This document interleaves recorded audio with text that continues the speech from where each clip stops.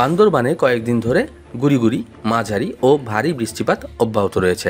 ৩০ মে শুক্রবার গভীর রাত থেকে টানা বর্ষণে শহরের বনরূপা, হাফেজঘোনা, মেম্বারপাড়া সহ বেশ কিছু নিচু এলাকায় সড়কের উপর দিয়ে পানি প্রবাহিত হচ্ছে।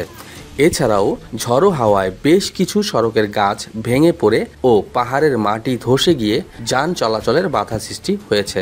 তবে রাতভর ভারী বৃষ্টিপাত হলেও বেলা বাড়ার সাথে সাথে তা কিছুটা কমে যায়। গুড়ি ও মাঝারি বৃষ্টিপাত দেখা গিয়েছে পুরো জেলা জুড়ে।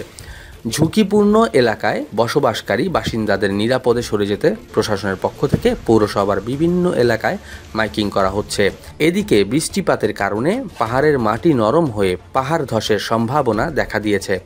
অন্যদিকে বৃষ্টি উপেক্ষা করে নির্বিচারে পাহাড় কাটার কারণে পাহাড় ধসের ঝুঁকিটা আরও বেড়ে গেছে।